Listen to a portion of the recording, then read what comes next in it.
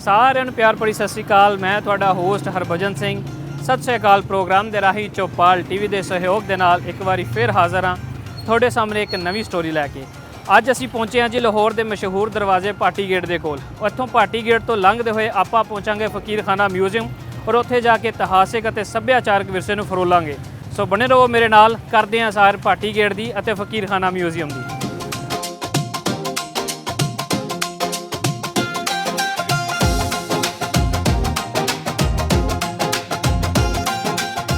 Bhati gate Lahore ਦੇ ਪ੍ਰਸਿੱਧ 12 ਦਰਵਾਜ਼ਿਆਂ ਵਿੱਚੋਂ ਇੱਕ ਦਰਵਾਜ਼ਾ ਹੈ।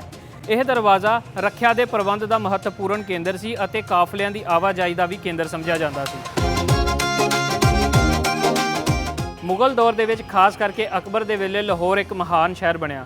ਭਾਟੀ ਗੇਟ ਦੇ ਆਲੇ ਦੁਆਲੇ ਸੂਫੀ ਸੰਤ, ਕਲਾਕਾਰ ਅਤੇ ਵਿਦਵਾਨ ਰਹਿੰਦੇ ਸਨ। ਇੱਥੇ ਸਾਹਿਤ ਅਤੇ ਸੱਭਿਆਚਾਰਕ ਕੇਂਦਰ ਮੰਨਿਆ ਜਾਂਦਾ ਸੀ। ਆਖਿਆ ਜਾਂਦਾ ਸੀ ਕਿ ਜਦੋਂ ਕੋਈ ਬੰਦਾ ਇਸ ਦਰਵਾਜ਼ੇ ਤੋਂ ਲੰਘਣ ਵਾਸਤੇ ਲੇਟ ਹੋ ਜਾਂਦਾ ਸੀ ਤੇ ਰਾਤ ਨੂੰ ਇਹ ਦਰਵਾਜ਼ਾ ਬੰਦ ਕਰ ਦਿੱਤਾ ਜਾਂਦਾ ਸੀ ਅਤੇ ਰਾਤ ਉਹਨੂੰ ਬਾਹਰ ਹੀ ਕੱਟਣੀ ਪੈਂਦੀ ਸੀ।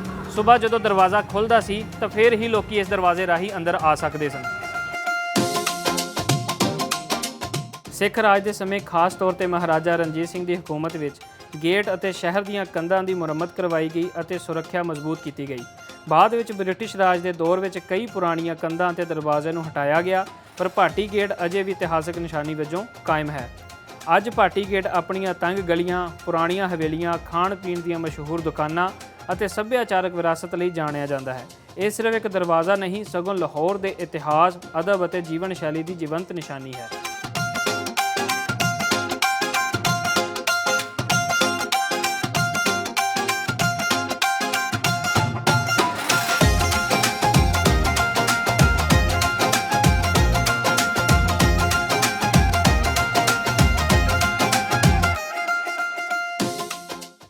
ਭਾਟੀ ਗੇਟ ਇਲਾਕਾ ਲਾਹੌਰ ਦੇ ਅਦਬੀ ਜੀਵਨ ਦਾ ਦਿਲ ਮੰਨਿਆ ਜਾਂਦਾ ਹੈ, ਜਿੱਥੇ ਕਈ ਮਸ਼ਹੂਰ ਸ਼ਾਇਰ, ਲੇਖਕ ਅਤੇ ਵਿਦਵਾਨ ਇਕੱਠੇ ਹੁੰਦੇ ਸਨ।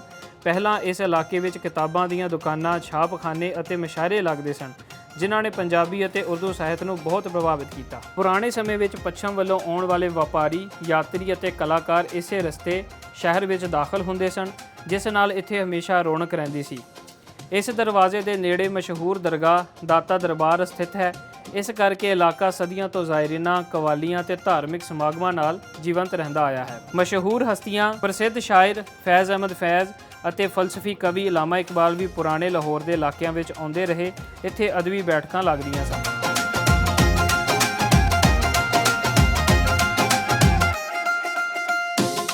ਭਾਟੀ ਗੇਟ ਦੇ ਨੇੜੇ ਸਥਿਤ ਫਕੀਰ ਖਾਨਾ ਮਿਊਜ਼ੀਅਮ ਦੱਖਣੀ ਏਸ਼ੀਆ ਦਾ ਸਭ ਤੋਂ ਵੱਡਾ ਨਿੱਜੀ ਮਲਕੀਅਤ ਵਾਲਾ ਮਿਊਜ਼ੀਅਮ ਹੈ, ਜਿਹਦੇ ਵਿੱਚ 18ਵੀਂ ਸਦੀ ਤੋਂ 20ਵੀਂ ਸਦੀ ਤੱਕ ਦੀਆਂ 20,000 ਤੋਂ ਵੱਧ ਵਸਤੂਆਂ ਸਾਂਭ ਕੇ ਰੱਖੀਆਂ ਗਈਆਂ ਹਨ। 1730 ਦੇ ਵਿੱਚ ਲਾਹੌਰ ਸ਼ਹਿਰ ਵਿੱਚ ਆਏ ਫਕੀਰ ਪਰਿਵਾਰ ਵੱਲੋਂ 1901 ਵਿੱਚ ਖੋਲ੍ਹਿਆ ਗਿਆ ਇਹ ਮਿਊਜ਼ੀਅਮ ਕੀਮਤੀ ਦਸਤਾਵੇਜ਼, ਮੁਗਲ ਚਿੱਤਰਕਲਾਵਾਂ ਅਤੇ ਸਿੱਖ ਸਾਮਰਾਜ ਦੇ ਦੌਰ ਦੀਆਂ ਕਲਾਕ੍ਰਿਤੀਆਂ ਨੂੰ ਪ੍ਰਦਰਸ਼ਿਤ ਕਰਦਾ ਹੈ। ਇਹ ਇਮਾਰਤ ਮੁੱਢਲੇ ਤੌਰ ਤੇ ਮੁਗਲ ਬਾਦਸ਼ਾਹ ਅਕਬਰ ਦੇ ਵਿੱਤ ਮੰਤਰੀ ਰਾਜਾ ਟੋਡਰਮਲ ਦੀ ਸੀ। ਫਕੀਰ ਪਰਿਵਾਰ ਮਹਾਰਾਜਾ ਰਣਜੀਤ ਸਿੰਘ ਦੇ ਪ੍ਰਭਾਵਸ਼ਾਲੀ ਦਰਬਾਰੀ ਦੂਤ ਵਜੋਂ ਸੇਵਾ ਕਰਦਾ ਸੀ। ਪਰਿਵਾਰ ਨੇ 1901 ਵਿੱਚ ਆਪਣਾ ਪੁਰਖਿਆਂ ਦਾ ਘਰ ਆਮ ਲੋਕਾਂ ਵਾਸਤੇ ਖੋਲ੍ਹ ਦਿੱਤਾ। ਇਤਿਹਾਸਕਾਰ ਲਿਖਦੇ ਹਨ ਕਿ ਮਹਾਰਾਜਾ ਰਣਜੀਤ ਸਿੰਘ ਨੇ ਇੱਕ ਬਹੁਤ ਵੱਡਾ ਹੱਥ ਲਿਖਤ ਕੁਰਾਨ ਸ਼ਰੀਫ ਇਸ ਪਰਿਵਾਰ ਨੂੰ ਤੋਹਫੇ ਵਿੱਚ ਦਿੱਤਾ। ਪਾਕਿਸਤਾਨ ਸਰਕਾਰ ਵੱਲੋਂ ਮਾਨਤਾ ਪ੍ਰਾਪਤ ਹੈ ਕਿ ਇਸ ਵੇਲੇ 8ਵੀਂ ਜਾਂ 9ਵੀਂ ਪੀੜ੍ਹੀ ਇਸ ਦੀ ਦੇਖਭਾਲ ਕਰ ਰਹੀ ਹੈ। ਫਕੀਰ ਖਾਨਾ ਮਿਊਜ਼ੀਅਮ ਲਾਹੌਰ ਦੇ ਇਤਿਹਾਸਿਕ ਵਿਰਸੇ ਨੂੰ ਬਚਾਉਂਦਾ ਹੈ। ਇਹ ਇਸ ਪਰਿਵਾਰ ਦੀ ਦਾਸਤਾਨ ਹੈ ਜਿਸ ਨੇ ਸਿੱਖ, ਮੁਗਲ ਅਤੇ ਅੰਗਰੇਜ਼ ਯੁੱਧ ਦੇ ਸਮੇਂ ਦੀਆਂ ਚੀਜ਼ਾਂ ਨੂੰ ਸੰਭਾਲਿਆ ਅਤੇ ਦੇਖਭਾਲ ਕਰ ਰਹੇ ਹਨ। ਹਾਂਜੀ ਸੱਜਣੋ ਤੇ ਮਿੱਤਰੋ, ਭਾਟੀ ਗੇਟ ਦੀਆਂ ਤੰਗ ਗਲੀਆਂ 'ਚੋਂ ਲੰਘਦੇ ਹੋਏ ਮੈਂ ਪਹੁੰਚਿਆ ਹਾਂ ਫਕੀਰ ਖਾਨਾ ਮਿਊਜ਼ੀਅਮ ਦੇ ਅੱਗੇ। ਮਹਾਰਾਜਾ ਰਣਜੀਤ ਸਿੰਘ ਦੇ ਦੌਰ ਦੇ ਵਿੱਚ ਉਹਨਾਂ ਦੇ ਪਰਸਨਲ ਸੈਕਟਰੀ ਫਕੀਰ ਅਜ਼ੀਜ਼ੁਦੀਨ ਦੇ ਵਿਰਾਸਤੀ ਘਰ ਦੇ ਵਿੱਚ, ਜਿਹਦੇ ਅੰਦਰ ਸਦੀਆਂ ਤੋਂ ਬਲਕਿ ਹਜ਼ਾਰਾਂ ਸਾਲ ਦੀ ਜਿਹੜੀ ਸਕਾਫਤ ਹੈ ਉਹਨੂੰ ਸਾਂਭ ਕੇ ਰੱਖਿਆ ਔਰ ਬੜੀ ਖੂਬਸੂਰਤੀ ਔਰ ਨਫਾਸਤ ਦੇ ਨਾਲ ਉਹਨਾਂ ਦੀ ਦੇਖਭਾਲ ਕੀਤੀ ਜਾਂਦੀ ਔਰ ਆਮ ਆਵਾਮ ਨੂੰ ਉਹਨਾਂ ਨਾਲ ਜਾਣੂ ਕਰਵਾਇਆ ਜਾਂਦਾ। ਬਣੇ ਰਹੋ ਮੇਰੇ ਨਾਲ, ਆਪਾਂ ਚੱਲਦੇ ਹਾਂ ਅੰਦਰ ਮਿਊਜ਼ੀਅਮ ਦੇ ਔਰ ਤੁਹਾਨੂੰ ਦਿਖਾਉਂਦੇ ਹਾਂ ਇਤਿਹਾਸ ਦੇ ਬਾਰੇ।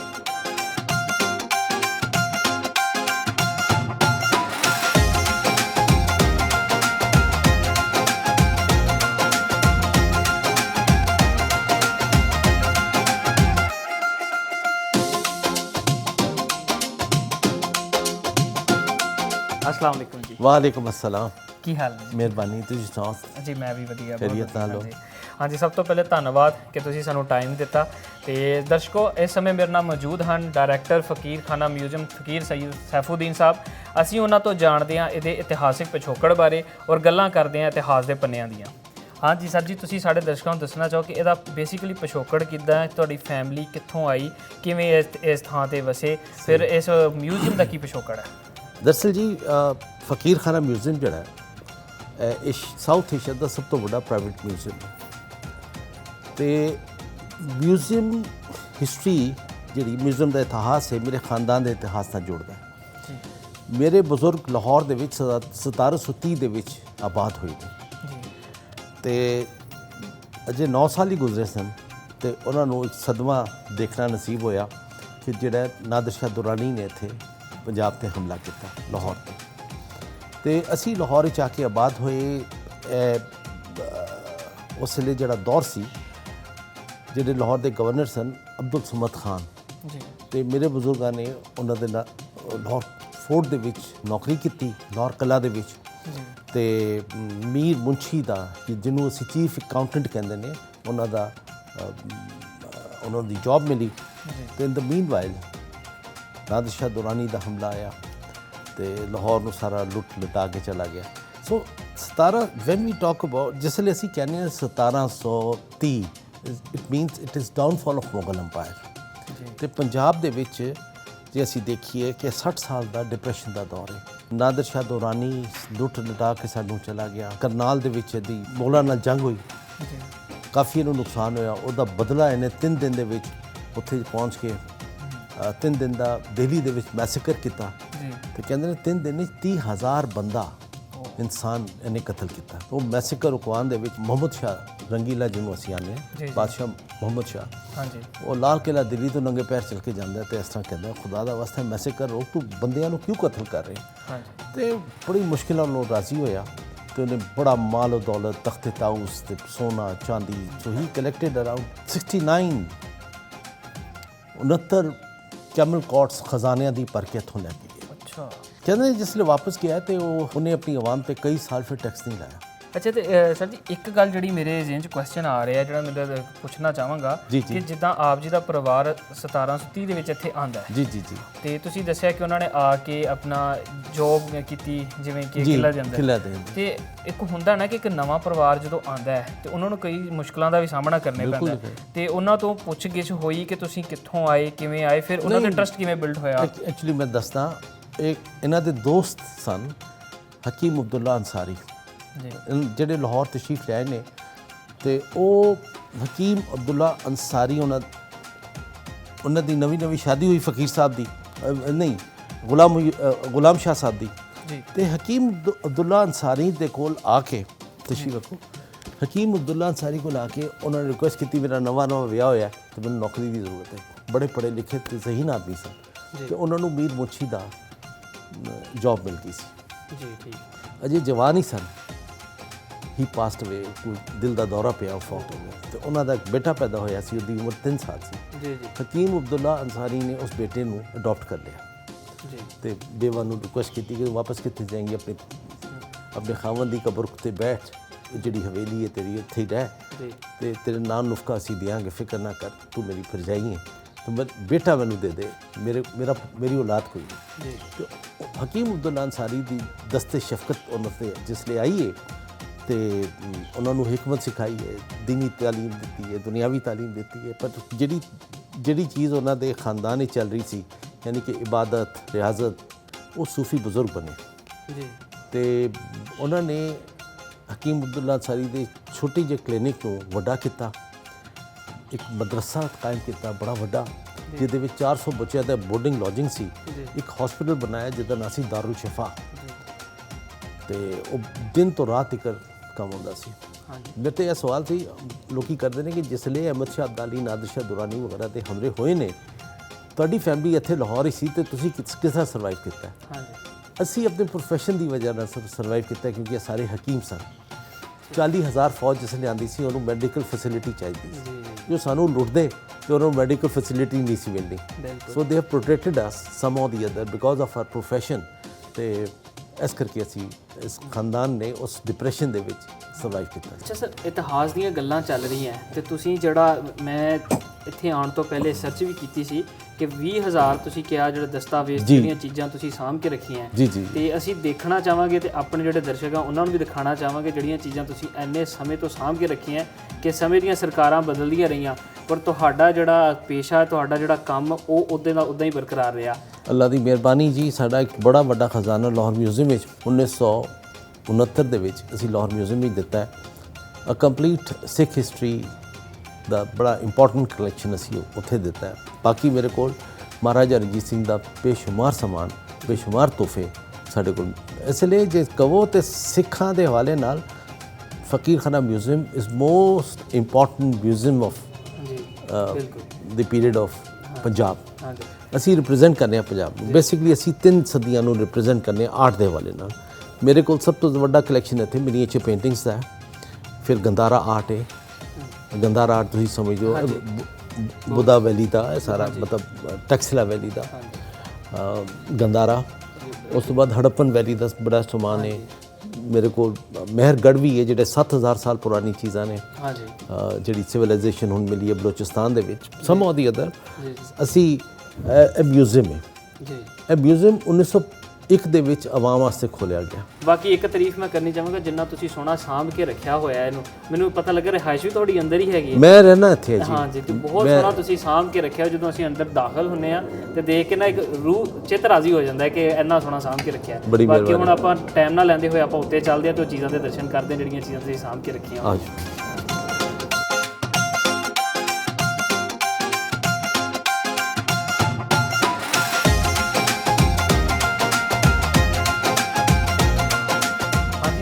ਮਿੱਤਰੋ, ਜਿਵੇਂ ਹੀ ਆਪਾਂ ਰੂਮ ਦੇ ਵਿੱਚ ਐਂਟਰ ਹੋਏ ਆ ਇੱਕ ਚਿੱਤਰਕਾਰੀ ਦਾ, ਪੇਂਟਿੰਗਸ ਦਾ ਇੱਕ ਸਮੁੰਦਰ ਦੇਖਣ ਨੂੰ ਮਿਲ ਰਿਹਾ ਹੈ। ਇੰਨਾ ਖੂਬਸੂਰਤ ਸਜਾ ਕੇ ਰੱਖਿਆ ਹੋਇਆ। ਸਰ ਜੀ ਤੁਸੀਂ ਹੁਣ ਸਾਨੂੰ ਦੱਸੋਗੇ ਕਿ ਕਿਹੜੀਆਂ ਪੇਂਟਿੰਗਸ ਕਿਹਦੇ ਰਿਲੇਟਡ ਹੈਗੀਆਂ ਨੇ? ਇੱਥੇ ਮੁਗਲ ਮਿਨੀਏਚਰਸ ਨੇ, ਪਹਾੜੀ ਸਕੂਲ ਹੈ। ਪਹਾੜੀ ਸਕੂਲ ਤੋਂ ਮੁਰਾਦ ਹੈ ਕਸ਼ਮੀਰ ਦੀਆਂ ਪੇਂਟਿੰਗਸ ਜੀ, ਤੇ ਸਿੱਖ ਹੈ ਦੀਆਂ ਪੇਂਟਿੰਗ ਯਾਨੀ ਕਿ ਪੰਜਾਬ ਦੀਆਂ ਤਸਵੀਰਾਂ। ਜਿਹੜਾ ਲਾਹੌਰ ਸਕੂਲ ਹੈ ਉਹਦੀ ਪੇਂਟਿੰਗਸ ਬੜਾ ਵੱਡਾ ਕਲੈਕਸ਼ਨ ਹੈ। ਫਿਰ ਰਿਆਸਤੀ ਤਰਜ਼ ਮੁਸਵਰੀ ਵੀ ਹੈ ਜਿਹਦੇ ਵਿੱਚ ਲਖਨਊ ਦੀ ਪੇਂਟਿੰਗਸ, ਰਾਜਸਥਾਨ ਦੀਆਂ ਪੇਂਟਿੰਗਸ ਇਹ ਸਾਰੀਆਂ ਮੌਜੂਦ ਨੇ। ਬਹੁਤ ਵਧੀਆ, ਬਹੁਤ ਵਧੀਆ। ਜਿਵੇਂ ਅਸੀਂ ਇੱਥੋਂ ਸ਼ੁਰੂ ਕਰੀਏ, ਪਰਸ਼ੀਅਨ ਮਿਨੀਏਚਰ ਨੇ ਈਰਾਨ ਦੀ। ਅੱਛਾ ਜੀ। ਤੇ ਇਹਦਾ ਜਿਹੜਾ ਸਬਜੈਕਟ ਹੈ ਕਿ ਹਮਾਯੂੰ ਇੱਕ ਬਾਗ ਵਿੱਚ ਬੈਠਾ ਹੈ, ਮੁਗਲ ਬਾਦਸ਼ਾਹ ਹਮਾਯੂੰ ਜੀ, ਤੇ ਹਕੀਮ ਜਾਲੀਨੂਸ ਉਹਨੂੰ ਵਿਜ਼ਿਟ ਕਰਨ ਆਇਆ।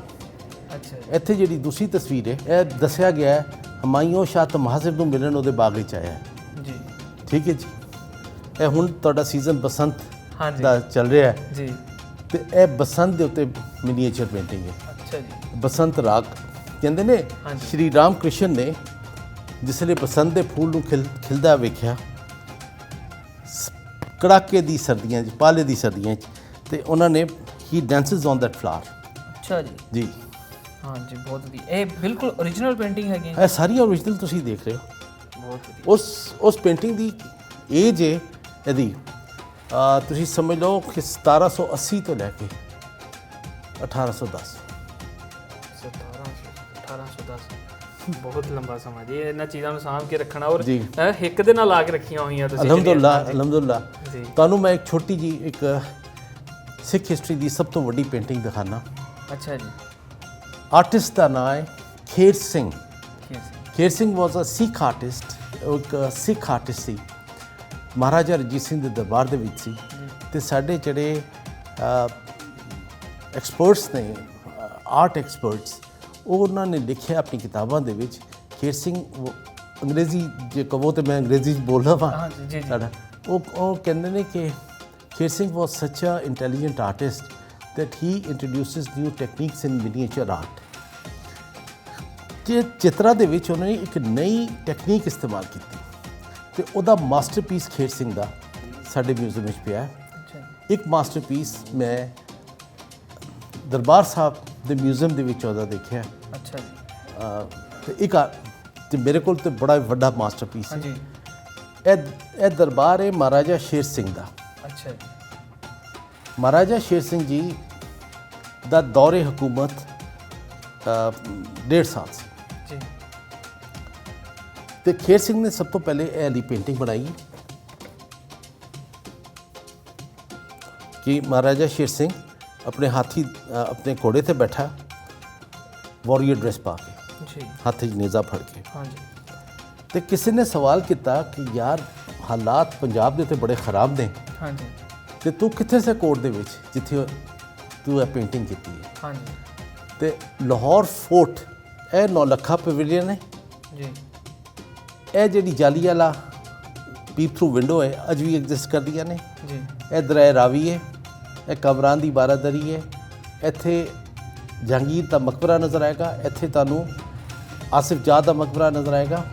ਤੇ ਖੇਰ ਸਿੰਘ ਨੇ ਮਹਾਰਾਜਾ ਸ਼ੇਰ ਸਿੰਘ ਨੂੰ ਬੜੀ ਮਹਾਰਤ ਨਾਲ ਬਣਾਇਆ। ਤੇ ਇਹਦੀ ਸ਼ਕਲ ਦੇਖੋ, ਇਹਦੀ ਜਿਹੜੀ ਜੁਐਲਰੀ ਹੈ ਸੁੱਚਾ ਮੋਤੀ ਦਾ ਕੱਢ ਕੇ ਉਹਦਾ ਪਾਊਡਰ ਲੈ ਕੇ, ਅੱਛਾ ਜੀ, ਇਹ ਸੁੱਚਾ ਮੋਤੀ ਪਿਓਰ ਲੱਗਿਆ ਹੈ। ਇਹ ਜਿਹੜਾ ਨੀਲਾ ਹੈ ਇਹਨੂੰ ਕਹਿੰਦੇ ਨੇ ਲੈਪਿਸ ਲਜ਼ੋਰੀ, ਜੀ, ਉਹਦਾ ਪੱਥਰ ਲੱਗਿਆ ਹੈ। ਜਿੰਨਾ 골ਡ ਹੈ ਸਾਰਾ ਸੋਨਾ ਲੱਗਿਆ ਹੈ। ਜੀ, ਤੇ ਖੇਰ ਸਿੰਘ ਨੇ ਆਪਣੇ ਆਪ ਨੂੰ ਵੀ ਇਹਦੇ ਵਿੱਚ ਸ਼ੋਅ ਕੀਤਾ ਹੈ। ਇੱਥੇ ਬੈਠਾ ਤੇ ਮੈਗਨੀਫਾਈਂਗ ਗਲਾਸ ਨਾਲ ਦੇਖੋ ਕਿ ਇਹੀ ਤਸਵੀਰ ਇੱਥੇ ਬੈਠ ਕੇ ਬਣਾ ਰਿਹਾ। ਨਜ਼ਰ ਆਈ ਜੀ? ਜੀ, ਜੀ, ਬਿਲਕੁਲ ਬਿਲਕੁਲ। ਘੋੜੇ ਤੇ ਸਵਾਰ ਨੇ। ਜੀ ਜੀ, ਬਹੁਤ ਵਧੀਆ ਜੀ। ਮਤਲਬ ਜਿਹੜੀ ਆਹ ਫੋਟੋ ਇਹ ਦੀਵਾਨ 'ਚ ਬੈਠੇ ਨਾ ਉੱਥੇ, ਹਾਂ। ਤੇ ਉੱਥੇ ਬਹਿ ਕੇ ਫੋਟੋ ਬਣਾ ਰਹੇ ਨੇ। ਜੀ। ਬਹੁਤ ਵਧੀਆ ਫਕੀਰ ਸਾਹਿਬ। ਅੱਛਾ ਸੱਜਣੋ ਤੇ ਮਿੱਤਰੋ, ਤੁਸੀਂ ਸਾਡੇ ਨਾਲ ਦੇਖ ਰਹੇ ਹੋ ਕਿ ਇਤਿਹਾਸ ਦੇ ਕਿੰਨੇ ਸੋਹਣੇ ਵਰਕਿਆਂ ਨੂੰ ਅਸੀਂ ਫੋਲ ਰਹੇ ਹਾਂ। ਫਕੀਰ ਸਾਹਿਬ ਮੇਰੇ ਨਾਲ ਮੌਜੂਦ ਹੈ। ਇੱਥੇ ਸਮਾਂ ਹੁੰਦਾ ਹੈ ਕਿ ਛੋਟੇ ਜਿਹੇ ਬ੍ਰੇਕ ਦਾ, ਆਪਾਂ ਲੈਂਦੇ ਹਾਂ ਛੋਟਾ ਜਿਹਾ ਬ੍ਰੇਕ। ਉਸ ਤੋਂ ਬਾਅਦ ਫਿਰ ਮਿਲਦੇ ਹਾਂ। ਦੇਖਦੇ ਰਹੋ ਸਾਡਾ ਚੈਨਲ ਚੌਪਾਲ TV ਦੇ ਸਹਿਯੋਗ ਦੇ ਨਾਲ।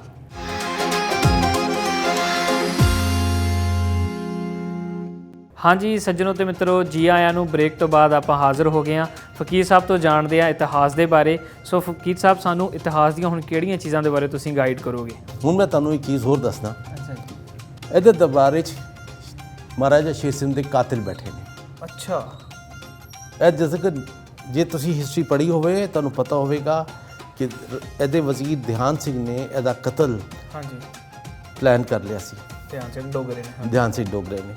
ਤੇ ਧਿਆਨ ਸਿੰਘ ਡੋਗਰਾ ਇਹ ਬੈਠਾ ਜੀ, ਗੌਰ ਨਾਲ ਵੇਖੋ, ਇਹ ਛਾਂਗਲਾ ਸੀ, ਇਹਦੀ 6 ਉਂਗਲਾਂ ਸਨ। ਜੀ ਜੀ, ਤੁਹਾਨੂੰ ਇਹਦਾ ਐਕਸਟਰਾ ਅੰਗੂਠਾ ਉੱਤੇ ਨਜ਼ਰ ਆਏਗਾ। ਜੀ ਬਿਲਕੁਲ। ਧਿਆਨ ਸਿੰਘ ਡੋਗਰਾ ਇੱਥੇ ਬੈਠਾ। ਭਾਈ ਰਾਮ ਸਿੰਘ, ਧਿਆਨ ਸਿੰਘ ਡੋਗਰਾ, ਬਾਮੀਆ ਸਿੰਘ, ਅਤਰ ਸਿੰਘ ਕਾਲਿਆਂਵਾਲਾ, ਇਹ ਹੀਰਾ ਸਿੰਘ ਜਿਹਦੇ ਨਾਂ ਤੇ ਗਲਾ ਮੰਡੀ ਹੀਰਾ ਸਿੰਘ ਹੈ, ਜਿਹਨੂੰ ਅਸੀਂ ਹੀਰਾ ਮੰਡੀ ਅਸੀਂ ਕਹਿੰਦੇ ਹਾਂ, ਇਹਦਾ ਪੁੱਤਰ ਹੈ। ਇਹ ਤਿੰਨ ਇਹਦੇ ਭਰਾ, ਇਹਦੇ ਕਜ਼ਨਸ ਨੇ। ਬੁੱਧ ਸਿੰਘ ਸਾਂਧੀਆਂਵਾਲਾ, ਹਾਂਜੀ, ਚੇਤ ਸਿੰਘ ਸਾਂਧੀਆਂਵਾਲਾ, ਲਹਿਣਾ ਸਿੰਘ ਸਾਂਧੀਆਂਵਾਲਾ ਤੇ ਚੇਤ ਸਿੰਘ ਸਾਂਧੀਆਂਵਾਲਾ। ਜੀ, ਧਿਆਨ ਸਿੰਘ ਨੇ ਇਹਨਾਂ ਦੇ ਨਾਲ ਐਗਰੀਮੈਂਟ ਕਰ ਲਿਆ ਸੀ ਕਿ ਯਾਰ ਇਹਨੂੰ ਕਤਲ ਕਰੀਏ ਤੇ ਅਸੀਂ ਫਿਰ ਅਸੀਂ ਫਿਰ ਤਖਤ ਦਾ ਫੈਸਲਾ ਕਰਾਂਗੇ। ਜੀ, ਤੁਸੀਂ ਸਿਰਫ ਇਹਨਾਂ ਦੇ ਚਿਹਰੇ ਤੇ ਨਫ਼ਰਤ ਤੇ ਗੁੱਸਾ ਦੇਖੋ, ਜ਼ਰਾ ਗੌਰ ਕਰੋ। ਇਹਨਾਂ ਦੀ ਅੱਖਾਂ, ਇਹਨਾਂ ਦੇ ਡੇਲੀ ਦੇ ਐਕਸਪ੍ਰੈਸ਼ਨਸ ਦੇਖੋ। ਬਿਲਕੁਲ ਬਿਲਕੁਲ। ਮਤਲਬ ਕਿੰਨਾ ਨਫਾਸਤ ਦੇ ਨਾਲ ਕੰਮ ਕੀਤਾ ਹੈ ਕਿ ਇੰਨੀ ਡੀਪ ਡਿਟੇਲ ਦੇ ਵਿੱਚ ਗਏ ਨੇ ਇਹਨੂੰ ਬਣਾਉਣ ਵਾਸਤੇ। ਜੀ ਜੀ ਜੀ ਜੀ, ਕਿ ਹਰ ਤਰ੍ਹਾਂ ਦਾ ਉਹਨਾਂ ਨੇ ਧਿਆਨ ਰੱਖਿਆ। ਜਿਵੇਂ ਤੁਸੀਂ ਮੋਤੀਆਂ ਦੀ ਗੱਲ ਕੀਤੀ, ਸੁੱਚੇ ਮੋਤੀ, ਫਿਰ ਉਹਨਾਂ ਦੀਆਂ ਅੱਖਾਂ ਦਾ, ਮੈਂ ਸੋਚ ਨਹੀਂ ਸੀ ਸਕਦਾ ਕਿ ਇੰਨੀ ਡਿਟੇਲ ਵੀ ਹੋ ਸਕਦੀ ਹੈ ਕਦੇ। ਮੈਂ 2 ਘੰਟੇ ਬੋਲ ਸਕਦਾ, ਤੁਹਾਡਾ ਪ੍ਰੋਗਰਾਮ ਖਤਮ ਹੋ ਸਕਦਾ ਹੈ ਇਸ ਤਸਵੀਰ ਦੇ ਉੱਤੇ। ਅੱਛਾ ਜੀ। ਜਿਸ ਤਰ੍ਹਾਂ ਮੈਂ ਤੁਹਾਨੂੰ ਪਹਿਲੇ ਬਸੰਤ ਰਾਗ ਦੱਸਿਆ, ਰਾਗ ਟੋਡੀ ਹੈ, ਗਰਮੀਆਂ ਦਾ ਰਾਗ ਹੈ। ਇਹ ਜਿਹੜੀ ਹੈ ਬੜੀ ਖੂਬਸੂਰਤ ਟਰੈਵਲ ਆਫ ਅ ਡੈਵਲ ਇਨ, ਅਸੀਂ ਕਹਿੰਦੇ ਹਾਂ, ਲਖਨਊ ਦੀ ਮਿਨੀਏਚਰ ਹੈ। ਇਹਦੇ ਵਿੱਚ ਇੰਨੀ ਬਾਰੀਕੀ ਕਿ ਇਨਸਾਨ ਦੀ ਸਿੰਗਲ ਹੇਅਰ ਬ੍ਰਸ਼ ਨਾਲ ਬਣੀ ਹੈ। ਜੀ। ਤੇ ਇਹ ਚੀਜ਼ਾਂ ਇਸ ਤਰ੍ਹਾਂ ਹੀ ਨੇ। ਇਹ ਫਿਰ ਸਾਡਾ ਇੱਥੇ ਪਰਸ਼ੀਅਨ ਆਰਟ ਆ ਜਾਂਦਾ ਹੈ। ਸ਼ਿਕਾਰਗਾਹ, ਬਾਦਸ਼ਾਹ ਸ਼ਾਹ ਤਮਾਸਿਬ ਬੈਠਾ ਹੈ ਦਰਿਆ ਦੇ ਕਿਨਾਰੇ ਸ਼ਿਕਾਰ ਖੇਡਣ, ਤੇ ਉੱਤੇ ਮਹਾਰਾਜਾ ਰਣਜੀਤ ਸਿੰਘ ਦੀ ਢਾਲ ਹੈ। ਅੱਛਾ, ਮੈਂ ਦੇਖ ਰਿਹਾ ਸੀ ਪੇਂਟਿੰਗਸ ਦੇ ਦਰਮਿਆਨ ਤੁਸੀਂ ਇੱਕ ਢਾਲ ਤੇ ਤਲਵਾਰ ਲਟਕਾ ਕੇ ਰੱਖੀ। ਉਹਦਾ ਕੀ ਮਕਸਦ ਹੋ? ਤਲਵਾਰ ਮੇਰੇ ਖਾਨਦਾਨ ਬਜ਼ੁਰਗਾਂ ਦੀ ਹੈ ਜੀ। ਇਹ ਸਾਰੇ ਸੋਨੇ ਦੀ ਤਲਵਾਰ ਹੈ। ਇਹਦੇ ਵਿੱਚ ਡਾਇਮੰਡ ਸਟੱਡਡ ਨੇ। ਅੱਛਾ ਜੀ। ਜੀ। ਤੇ ਇਹ ਜਿਹੜੀ ਢਾਲ ਹੈ, ਇਹਨੂੰ ਜ਼ਰਾ ਥੋੜਾ ਜਿਹਾ ਗੌਰ ਨਾਲ ਵੇਖੋਗੇ, ਮਹਾਰਾਜਾ ਰਣਜੀਤ ਸਿੰਘ ਹੈ, ਉਹ ਡੈਵਲ ਮਾਰ ਰਿਹਾ ਹੈ ਆਪਣੇ ਖੰਜਰ ਨਾਲ। ਜੀ ਜੀ ਬਿਲਕੁਲ। ਇਹ ਮਹਾਰਾਜਾ ਰਣਜੀਤ ਸਿੰਘ ਹਾਂ ਜੀ, ਇਹ ਡੈਵਲ ਹੈ। ਫਿਰ ਮਹਾਰਾਜਾ ਰਣਜੀਤ ਸਿੰਘ ਹੈ, ਸ਼ੇਰ ਨੂੰ ਮਾਰ ਰਿਹਾ ਹੈ। ਫਿਰ ਡੈਵਲ ਮਹਾਰਾਜਾ ਦੇ ਪਿੱਛੇ ਜਾ ਰਹੇ ਤੇ ਮਹਾਰਾਜਾ ਨੇ ਅੱਗੇ ਫਿਰ ਕਿਸੇ ਹਿਰਨ ਦਾ ਸ਼ਿਕਾਰ ਕਰ ਰਿਹਾ, ਫਿਰ ਸ਼ੇਰ ਦਾ ਸ਼ਿਕਾਰ ਹੋ ਰਿਹਾ। ਇਹ ਸਾਰੇ ਫਿਗਰਸ ਮਹਾਰਾਜਾ ਰਣਜੀਤ ਸਿੰਘ ਦੇ, ਇਹ ਉਹਦੀ ਪਰਸਨਲ ਢਾਲ ਹੈ ਜੀ। ਪਰਸਨਲ ਢਾਲ ਮਤਲਬ ਜਿੰਨੀਆਂ ਵੀ ਜੰਗਾਂ ਹੋਈਆਂ ਉਹਦੇ ਵਿੱਚ ਇਹ ਯੂਜ਼ ਕਰਦੇ ਨੇ ਇਸ ਢਾਲ ਨੂੰ।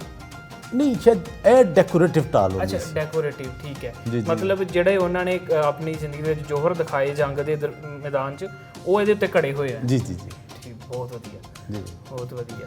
ਤੇ ਇਹ ਫਕੀਰ ਸਾਹਿਬ ਦੀ ਤਲਵਾਰ ਹੈ, ਉਹਨਾਂ ਦੇ ਵਜ਼ੀਰ ਫਕੀਰ ਸੈਦ ਅਜ਼ੀਜ਼ੁਦੀਨ ਸਾਹਿਬ ਦੀ, ਹਾਂਜੀ, ਜਿਹੜੇ ਮਹਾਰਾਜਾ ਦੇ ਫੋਰਨ ਮਿਨਿਸਟਰ ਸਨ ਹਾਂਜੀ ਤੇ ਮਹਾਰਾਜਾ ਰਣਜੀਤ ਸਿੰਘ ਦੇ ਚੀਫ ਸੈਕਟਰੀ ਰਹੇ ਨੇ ਸਾਰੀ ਜ਼ਿੰਦਗੀ।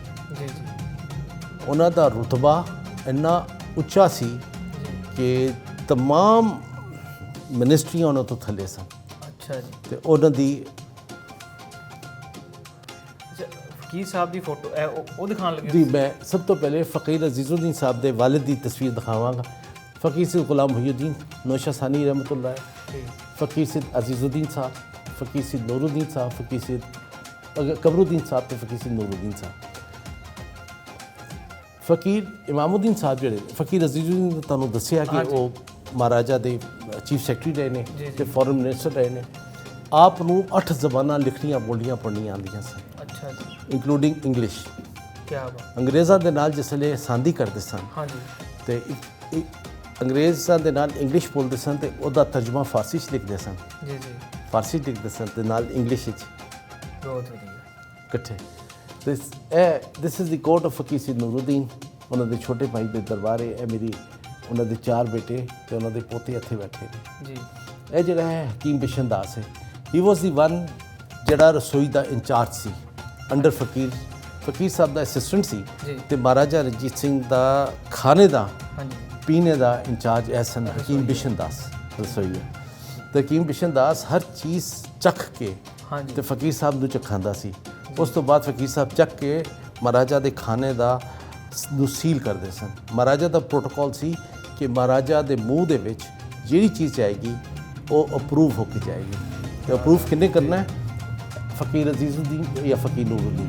ਮਤਲਬ ਕਹਿ ਸਕਦੇ ਹੋ ਕਿ ਮਹਾਰਾਜਾ ਰਣਜੀਤ ਸਿੰਘ ਦੀ ਜ਼ਿੰਦਗੀ ਵਿੱਚ ਜਿਹੜੀ ਸਭ ਤੋਂ ਵੱਧ ਕੇ ਅੱਗੇ ਢਾਲ ਖੜੀ ਸੀਗੀ ਉਹ ਫਕੀਰ ਸਾਹਿਬ ਜੀ। ਸਨ। ਇਸੇ ਤਰ੍ਹਾਂ ਹੀ ਕਿ ਮਤਲਬ ਜਿੱਦਾਂ ਤੁਸੀਂ ਉਹਨਾਂ ਦਾ ਕਿਹਾ ਕਿ ਲੰਗਰ ਪਹਿਲੇ ਆਪ ਛਕ ਕੇ ਫਿਰ ਉਹਨਾਂ ਨੂੰ ਛਕਾਉਂਦੇ ਸੀ। ਬਿਲਕੁਲ ਇਸੇ ਤਰ੍ਹਾਂ ਹੀ। ਮੈਂ ਤੁਹਾਨੂੰ ਇੱਕ ਹੋਰ ਬੜੇ ਮਜ਼ੇ ਦੀ ਗੱਲ ਦੱਸਾਂ ਕਿ ਮਹਾਰਾਜਾ ਦਾ ਪ੍ਰੋਟੋਕਾਲ ਇਹ ਹੈ ਕਿ ਉਹ ਆਪਣੇ ਬੇਟੇ ਦੇ ਘਰ ਵੀ ਜਾਵੇ ਜਾਂ ਬੀਵੀ ਦੇ ਘਰ ਵੀ ਜਾਵੇ, ਪਾਣੀ ਖਾਣਾ ਹਰ ਚੀਜ਼ ਮਹਾਰਾਜਾ ਦਾ ਸਰਕਾਰੀ ਜਾਂਦਾ ਸੀ। ਅੱਛਾ ਜੀ। ਉਹ ਆਪਣੀ ਬੀਵੀ ਦੇ ਘਰੋਂ ਵੀ ਰੋਟੀ ਜਾਂ ਪਾਣੀ ਨਹੀਂ ਸੀ ਪੀ ਸਕਦੇ। ਜੀ ਜੀ। ਇਹ ਥੱਲੇ ਤੋਪ ਦੇਖੋ ਜੀ, ਇਹ ਮਹਾਰਾਜਾ ਦਲੀਪ ਸਿੰਘ ਦੀ ਤੋਪ ਹੈ, ਬਚਪਨ ਦੀ ਉਹਦੀ ਟੋਏ ਗਨ ਨੇ। ਇਹ ਮਹਾਰਾਜਾ ਦਲੀਪ ਸਿੰਘ ਦੀ ਕਿਰਪਾਨ ਦਾ ਕਵਰ ਹੈ ਜਿਸ ਲਈ 2.5-3 ਸਾਲ ਦੇ ਸਨ। ਜੀ ਜੀ। ਇਹ ਕਿਰਪਾਨ ਹੈ, ਇਹ ਹਾਥੀ ਦਾਨ ਦੀ ਬਣੀ ਹੈ। ਇਸੇ ਤਰ੍ਹਾਂ ਜਨਰਲ ਵੰਤੂਰ ਨੇ ਵਾਪਸ ਆਇਆ ਜਿਸ ਲਈ ਛੁੱਟੀ ਲੈ ਕੇ ਗਿਆ ਸੀ ਯੂਰਪ, ਵਾਪਸ ਆਇਆ ਤੇ ਦਲੀਪ ਸਿੰਘ ਵਾਸਤੇ ਕੰਡੋਲਾ ਜੀ ਜੀ ਉੱਥੋਂ ਦੀ ਬੋਰਡ ਦਾ ਮਾਡਲ ਲਿਆਂਦਾ ਸੀ। ਜੀ ਜੀ, ਬਹੁਤ ਵਧੀਆ ਜੀ, ਬਹੁਤ ਵਧੀਆ।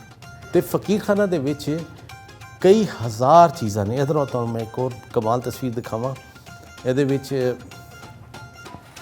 ਇਹ ਤਸਵੀਰ ਹੈ ਅਕਬਰ ਬਾਦਸ਼ਾਹ ਦੀ ਬੀਵੀ ਦੀ। ਅੱਛਾ। ਇਹਦਾ ਨਾਮ ਹੈ ਮੈਰੀ ਜਾਂ ਮਰੀਮ ਜ਼ਮਾਨੀ। ਇਹ ਸਪੈਨਿਸ਼ ਸੀ। ਅੱਛਾ। ਅਕਬਰ ਨੇ ਨਾਲ ਸ਼ਾਦੀ ਕੀਤੀ, ਇਹਨੂੰ ਲਾਹੌਰ ਲਿਆਇਆ ਸੀ and she died in Lahore. ਇਹ ਕ੍ਰਿਸਚੀਅਨ ਵਾਈਫ ਸੀ ਜਲਾਲੁਦੀਨ ਅਕਬਰ ਦੀ। She remains as a Christian wife and she was ਇੱਥੇ ਲਾਹੌਰ 'ਚ ਇਹਦੀ ਵਫਾਤ ਹੋਈ ਹੈ। ਤੇ ਅਕਬਰੀ ਦਰਵਾਜ਼ੇ ਦੇ ਸਾਹਮਣੇ ਇਹਨੂੰ ਦਫਨਾਇਆ ਗਿਆ ਤੇ ਅਕਬਰ ਨੇ ਉਹਦੇ ਨਾਂ ਦੀ ਇੱਥੇ ਮਸਜਿਦ ਬਣਾਈ, ਮਸਜਿਦ ਮਰੀਮ ਜ਼ਮਾਨੀ। ਇਹ ਤਾਰੀਖ ਦੇ ਵਿੱਚ ਵਾਹਿਦ ਤਸਵੀਰ ਹੈ। ਇਸ ਉੱਤੇ ਸ਼ਾਹ ਜਹਾਨ ਦੀ ਤਸਵੀਰ ਹੈ ਤੇ ਮੁਮਤਾਜ਼ ਮਹਿਲ, ਅਕਬਰ ਤੇ ਜੋਧਾ ਬਾਈ। ਇਹ ਸਿੰਗਲ ਪੀਸ ਆਈਵਰੀ ਹੈ, ਦੁਨੀਆ ਦਾ ਸਭ ਤੋਂ ਵੱਡਾ ਇੱਕ ਪੀਸ ਹਾਥੀ ਦਾਨ ਦਾ। ਅੱਛਾ। ਉਸ ਤੋਂ ਉੱਤੇ ਨਾਦਰ ਸ਼ਾਹ ਦੁਰਾਨੀ। ਇਹ ਮਤਲਬ ਸਾਰਾ ਇਹ ਮੁਗਲ ਐਮਪਾਇਰ ਦਾ। ਮੁਗਲ ਐਮਪਾਇਰ। ਇਹਦੇ ਵਿੱਚ ਮਹਾਰਾਜਾ ਰਣਜੀਤ ਸਿੰਘ ਵੀ ਹੈ, ਇਹ ਹਮਾਯੂੰ ਹੈ, ਇਹ ਅਕਬਰ ਹੈ, ਸ਼ਾਹਜਹਾਨ ਹੈ। ਅਕਬਰ ਦੇ ਦੋਵੇਂ ਬੇਟੇ ਦਾਰੁਸ਼ਿਕੋ ਹਾਂਜੀ ਤੇ ਇੱਕ ਹੋਰ ਜਿਹੜਾ ਬੇਟਾ ਜ਼ੀਮੋ ਸ਼ਾਨ ਜੀ।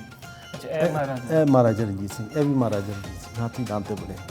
ਔਰ ਨਾਲ ਤਾਜ ਮਹਿਲ ਦੀ ਹੈ ਨਾ ਜੀ ਫੋਟੋ। ਜੀ ਜੀ। ਬਹੁਤ ਵਧੀਆ। ਇੱਥੇ ਫਿਰ ਸਾਡਾ ਕਾਂਗੜਾ ਸਕੂਲ ਆ ਜਾਂਦਾ ਹੈ। ਉੱਤੇ ਤਸਵੀਰ ਦੇਖੋ, ਫਤਿਹ ਸ਼ਾਹ ਕਾਚਾਰ।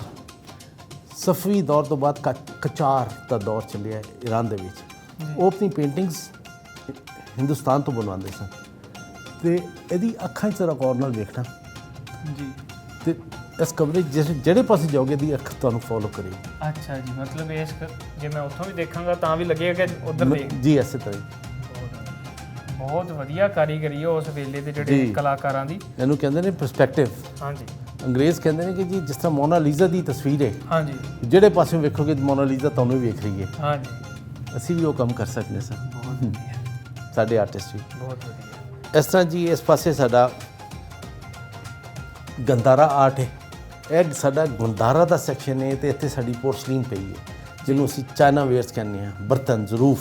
ਹਾਂਜੀ। ਤੇ ਇਹ ਦੇਖੋ, ਸਭ ਤੋਂ ਪਹਿਲੇ ਨਹਾਇਤ ਹੀ ਖੂਬਸੂਰਤ ਇਹ ਕਾਲੀ ਮਾਤੀ ਜੀ, ਮਾਈ ਦੁਰਗਾ। ਹਾਂਜੀ। ਇਹ ਸਾਨੂੰ ਤੋਹਫੇ ਚਾਹੀ ਸੀ ਜੀ। ਜੀ। ਅਬਦੁਲ ਕਦੀਰ ਖਾਨ ਮੌਸਮ ਪਾਕਿਸਤਾਨ ਨੇ ਸਾਨੂੰ ਅੱਛਾ ਜੀ, ਤੋਹਫਾ ਦਿੱਤਾ ਸੀ ਫਕੀਰ ਖਾਨਾ ਮਿਊਜ਼ੀਅਮ। ਮਤਲਬ ਅਬਦੁਲ ਕਦੀਰ ਖਾਨ ਸਾਹਿਬ ਆਰਟ ਦਾ ਵੀ ਸ਼ੌਕ ਰੱਖਦੇ ਸਨ। ਉਹ ਰਿਟਾਇਰਮੈਂਟ ਤੋਂ ਬਾਅਦ ਉਹਨਾਂ ਨੇ ਹਿਸਟਰੀ ਦੇ ਉੱਤੇ ਚੈਪਟਰ ਲਿਖਦੇ ਸਨ ਅਖਬਾਰ ਦੇ ਵਿੱਚ।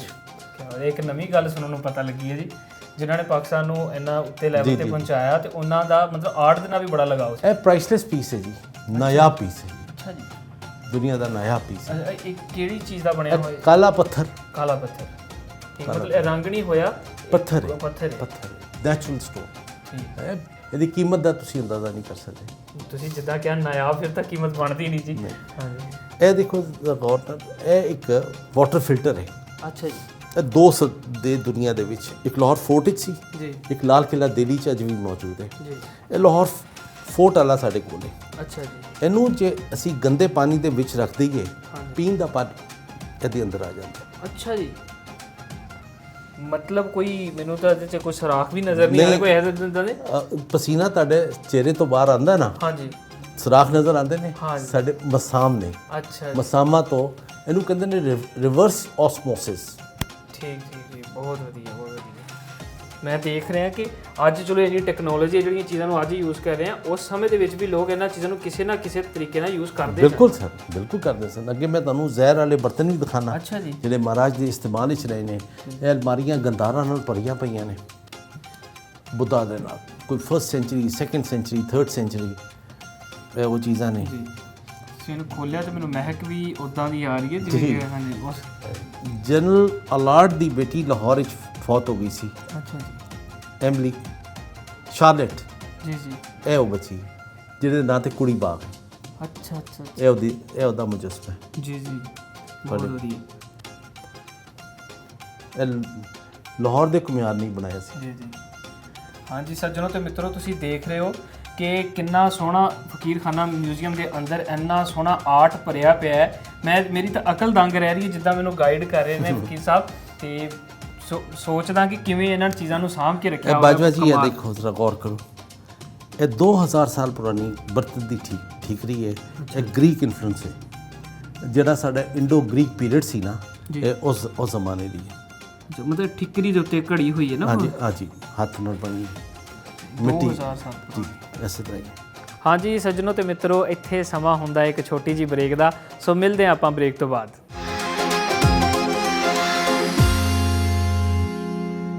ਲੇਟ ਜੀ ਮਹਾਰਾਜਾ ਰਣਜੀਤ ਸਿੰਘ ਦੀ ਪਰਸਨਲ।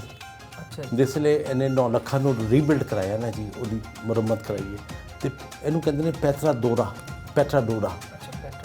ਪੈਟਰਾ ਡੋਰਾ ਜਿਹਦੇ ਵਿੱਚ ਸੰਗਮਰਮਰ ਦੇ ਵਿੱਚ ਕੀਮਤੀ ਪੱਥਰ ਪਾਉਂਦੇ ਨੇ, ਤੇ ਇਹ ਮਹਾਰਾਜ ਵਾਸਤੇ ਉਹਨਾਂ ਨੇ ਪਲੇਟ ਬਣਾਈ ਸੀ। ਮਤਲਬ ਇਹ ਜਿਹੜੇ ਬਲੈਕ ਤੁਸੀਂ ਦੱਸ ਰਹੇ ਹੋ, ਇਹ ਪੱਥਰ ਨੇ? ਇਹ ਪੱਥਰ ਨੇ। ਔਰ ਇਹ ਸੰਗਮਰਮਰ। ਜੀ, ਸੰਗਮਰਮਰ।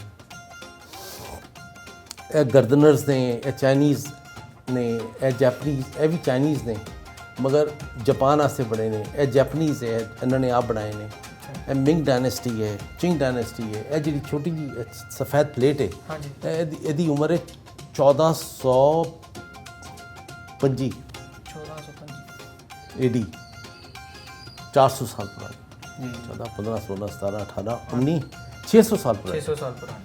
ਉੱਤੇ ਸਰ ਇਹ ਕਿੰਨਾ ਦੀਆਂ ਫੋਟੋਆਂ? ਇਹ ਕਚਾਰ। ਅੱਛਾ, ਕਚਾਰ। ਨਾਸਰੁਦੀਨ ਕਚਾਰ। ਇਹਦਾ ਦੌਰੇ ਹੁਕੂਮਤ ਹੈ 1760। 1760। ਔਰ ਕਿੰਨੇ ਸਮੇਂ ਦੀ ਹੁਕੂਮਤ ਹੈ ਇਹਨਾਂ ਦੀ?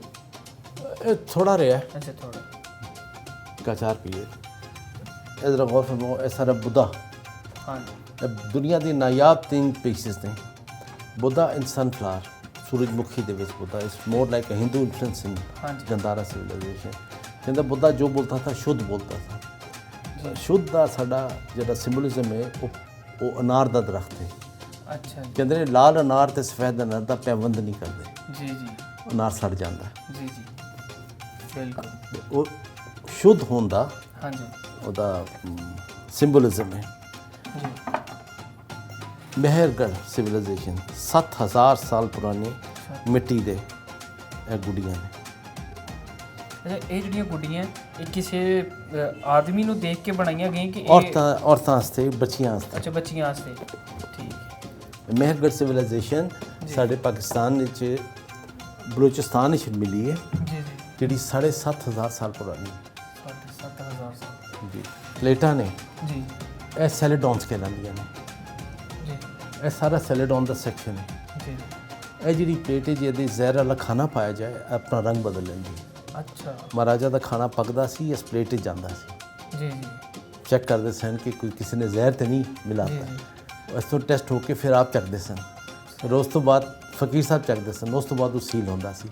ਇਸੇ ਤਰ੍ਹਾਂ ਇਹ ਪਲੇਟ ਹੈ, ਜੇ ਜ਼ਹਿਰ ਵਾਲਾ ਖਾਣਾ ਇਹਦੇ 'ਚ ਪਾਇਆ ਜਾਏ ਇਹ ਆਪਣਾ ਰੰਗ ਬਦਲ ਲੈਂਦੀ ਹੈ। ਜੀ ਜੀ। ਜੇ ਜ਼ਹਿਰ ਵਾਲਾ ਖਾਣਾ ਇਹਦੇ ਵਿੱਚ ਪਾਇਆ ਜਾਏ ਇਹ ਕ੍ਰੈਕਸ ਡਿਵੈਲਪ ਹੋ ਜਾਂਦੇ ਨੇ। ਅੱਛਾ ਅੱਛਾ। ਅभी ਦੇਖੋ ਇਹ ਕਾਰੀਗਰੀ ਤੇ ਅੱਜ ਨਹੀਂ ਮੌਜੂਦ ਕਿ ਅੱਜ ਸਾਨੂੰ ਪਤਾ ਲੱਗ ਸਕੇ ਕਿਹੜੀ ਚੀਜ਼ ਜ਼ਹਿਰ ਹੈ, ਪਰ ਉਸ ਸਮੇਂ ਉਹਨਾਂ ਨੇ ਇੰਨਾ ਸ਼ਾਨਦਾਰ ਬਣਾਇਆ ਹੋਇਆ ਕਿ ਪਤਾ ਲੱਗ ਸਕੇ। ਆਖਰ ਜ਼ਾਹਰੀ ਗੱਲ ਜਿਹੜਾ ਐਡਾ ਵੱਡਾ ਮਹਾਰਾਜਾ ਹੋਵੇ ਤੇ ਉਹ ਆਪਣੀ ਪ੍ਰੋਟੈਕਸ਼ਨ ਲਈ ਇੰਨੀਆਂ ਚੀਜ਼ਾਂ ਤੇ ਕਰੂਗਾ। ਇਹ ਸਾਡੀ ਲਾਇਬ੍ਰੇਰੀ ਹੈ ਜੀ। ਅੱਛਾ ਜੀ ਸਰ, ਇਹ ਤੁਸੀਂ ਚਾਬੀਆਂ ਦਾ ਇੰਨਾ ਸੋਹਣਾ ਗੁੱਛਾ ਕਿਸ ਲਈ ਕੱਢਿਆ? ਕੋਈ ਨਾਯਾਬ ਚੀਜ਼ ਦਿਖਾਉਣ ਲੱਗੇ ਹੋ? ਮੈਂ ਤੁਹਾਨੂੰ ਖਜ਼ਾਨੇ ਕੁਝ ਦਿਖਾਉਣ ਲੱਗਿਆ। ਅੱਛਾ, ਖਜ਼ਾਨੇ। ਜੀ। ਅੱਛਾ, ਉਹ ਜਿਵੇਂ ਕਹਿੰਦੇ ਨਾ ਖਜ਼ਾਨਿਆਂ ਨੂੰ ਅੰਦਰ ਤਾਲਿਆਂ ਦੇ ਵਿੱਚ ਰੱਖਿਆ ਜਾਂਦਾ ਹੈ। ਅੱਛਾ, ਮੈਨੂੰ ਤਾਂ ਪਤਾ ਨਹੀਂ ਇੱਥੇ ਲੋਕ ਵੀ ਹੋਏਗਾ। ਬਿਲਕੁਲ ਬਿਲਕੁਲ। ਕੀ ਬਾਤ। ਸਭ ਤੋਂ ਪਹਿਲੇ ਤੁਸੀਂ ਇਹ ਦੇਖੋ, ਇਹ ਮਹਾਰਾਜਾ ਰਣਜੀਤ ਸਿੰਘ ਦੀ ਕਮਰਕਸ ਹੈ। ਅੱਛਾ ਅੱਛਾ, ਕਮਰਕਸ। ਇਹ ਮਹਾਰਾਜ ਦਾ ਇਹ ਗਾਤਰਾ ਜੀ, ਕਿਰਪਾਨ ਦਾ, ਤਲਵਾਰ ਦਾ। ਅੱਛਾ, ਤਲਵਾਰ ਦਾ। ਜੀ ਜੀ। ਇਹਦੇ ਵਿੱਚ ਤੁਹਾਨੂੰ ਦੁਨੀਆ ਦੀ ਸਭ ਤੋਂ ਖੂਬਸੂਰਤ ਪੇਂਟਿੰਗ ਦਿਖਾਵਾਂ। ਜੀ ਜੀ। ਫਕੀਰ ਖਾਨੇ 'ਚ ਜੇ ਇਹ ਵੇਖੋਗੇ ਥੋੜਾ ਜਿਹਾ ਗੌਰ ਨਾਲ, ਕਲੀਅਰ ਤਾਂ ਨਹੀਂ ਆ ਰਿਹਾ? ਜੀ ਜੀ, ਕਲੀਅਰ ਨਜ਼ਰ ਆ ਰਿਹਾ ਹੈ। ਸ਼ਾਹਜਹਾਨ ਤੇ ਮੁਮਤਾਜ਼ ਮਹਿਲ ਜ਼ਮਾਨਾ ਦਰਬਾਰ ਹੈ ਜੀ। ਤੇ ਹਰ ਚੀਜ਼ ਦੀ ਡੈਪਥ ਜਾ ਰਹੀ ਹੈ। 3 ਡਾਇਮੈਂਸ਼ਨਲ ਇਫੈਕਟ ਹੈ। ਸ਼ਾਹਜਹਾਨ ਦੇ ਦੌਰ ਦੀ ਪੇਂਟਿੰਗ ਬਹੁਤ ਵਧੀਆ, ਬਹੁਤ ਵਧੀਆ। ਅਕਲ ਦੰਗ ਰਹਿ ਜਾਂਦੀ ਹੈ ਜੀ। ਤੇ ਸਰ ਇਹ ਜਿਹੜੀਆਂ ਉੱਤੇ ਬੁੱਕਸ ਇਹ ਕੋਈ ਕੁਰਾਨ ਪਾਕ ਨੇ। ਅੱਛਾ, ਕੁਰਾਨ ਪਾਕ। ਅੱਛਾ, ਮੈਂ ਸੁਣਿਆ ਸੀਗਾ ਕਿ ਮਹਾਰਾਜਾ ਨੇ ਫਕੀਰ ਸਾਹਿਬ ਇੱਕ ਕੁਰਾਨ ਸ਼ਰੀਫ ਵੀ ਹੱਥ ਲਿਖਿਆ ਗਿਫਟ ਕੀਤਾ ਜੀ। ਉਹ ਲਾਹੌਰ ਮਿਊਜ਼ੀਅਮ ਵਿੱਚ ਪਿਆ ਹੈ। ਅੱਛਾ, ਲਾਹੌਰ ਮਿਊਜ਼ੀਅਮ 'ਚ ਪਿਆ। ਇਹ ਦੇਖੋ ਜੀ, ਇਹ ਸਾਰਾ ਸੋਨੇ ਦਾ। ਅੱਛਾ, ਸਾਰਾ सोने में लिखा है। ਇਹ ਮਤਲਬ ਮੁਕੰਮਲ ਕੁਰਾਨ ਸ਼ਰੀਫ ਹੈਗਾ। मुकम्मल कुरान शरीफ। ਔਰ ਹੱਥ ਲਿਖਤ ਹੈ ਔਰ ਸੋਨੇ ਦਾ ਜਿਹੜਾ ਪਾਣੀ ਜਿਹਨੂੰ ਕਹਿ ਸਕਦੇ ਹਾਂ। ਜੀ ਜੀ।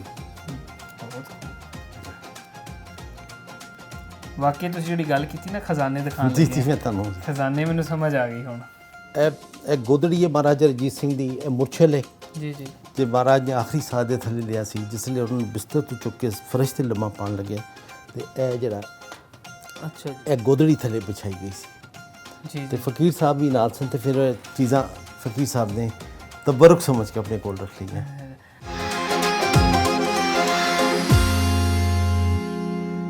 ਅੱਛਾ ਸਰ, ਇੱਕ ਗੱਲ ਮੈਂ ਨਾ ਮਹਾਰਾਜਾ ਦੀ ਡੈਥ ਦੇ ਬਾਰੇ ਬੜੀਆਂ ਚੀਜ਼ਾਂ ਸੁਣਦੇ ਹਾਂ। ਜੀ ਜੀ। ਤੁਸੀਂ ਸਾਡੇ ਦਰਸ਼ਕਾਂ ਨੂੰ ਇੱਕ ਥੋੜੇ ਜਿਹਾ ਨਾ ਸ਼ਾਰਟ ਦੇ ਵਿੱਚ ਦੱਸ ਦਿਓ ਉਹਨਾਂ ਦੀ ਡੈਥ ਦੇ ਬਾਰੇ ਕਿ ਕਿੱਦਾਂ ਮਤਲਬ ਹੋਈਆਂ ਇਹ ਸਾਰੀਆਂ ਚੀਜ਼ਾਂ। ਮਹਾਰਾਜਾ ਰਣਜੀਤ ਸਿੰਘ ਨੂੰ ਫੌਲਜ ਹੋ ਗਿਆ ਸੀ ਜੀ। ਤੇ ਪ੍ਰੋਬਲਮ ਬਣੀ ਸੀ ਕਿ ਜਿਸ ਵੇਲੇ ਨੌਨਿਹਾਲ ਸਿੰਘ ਦਾ ਸ਼ਾਦੀ ਹੋਈ ਹੈ ਤੇ ਮਹਾਰਾਜਾ ਨੇ ਬਦਇਹਤਿਆਤੀ ਕੀਤੀ। ਅੱਛਾ ਤੇ ਆਲਰੇਡੀ ਇਫੈਕਟਡ ਸਨ ਫੌਲਜ ਤੋਂ, ਜੀ। ਮਗਰ ਉਹ ਤਕੜੇ ਸਨ, ਇਲਾਜ ਚੱਲ ਰਿਹਾ ਸੀ। ਮਗਰ ਮਹਾਰਾਜਾ ਨੇ ਉਹ ਨੌਨਿਹਾਲ ਸਿੰਘ ਦੀ ਸ਼ਾਦੀ ਤੇ ਕੋਈ ਡਰਿੰਕ ਲੈ ਲਿੱਤਾ ਬੜਾ ਤੇਜ਼, ਜੀ ਜੀ। ਤੇ ਜਿਸ ਦੀ ਵਜ੍ਹਾ ਤੋਂ ਉਹਨੂੰ ਫਿਰ ਦੁਬਾਰਾ ਅਟੈਕ ਹੋਇਆ। ਅੱਛਾ। ਤੇ ਕਾਫੀ ਮਹੀਨੇ ਬਿਮਾਰ ਰਹੇ। ਜੀ। ਤੇ ਮਹਾਰਾਜਾ ਨੇ ਆਪਣੀ ਉਸ ਬਿਮਾਰੀ ਦੇ ਵਿੱਚ ਆਪਣਾ ਵਲੀ ਅਹਿਦ ਮੁਕਰਰ ਕਰ ਦਿੱਤਾ, ਜੀ। ਖੜਕ ਸਿੰਘ। ਖੜਕ ਸਿੰਘ।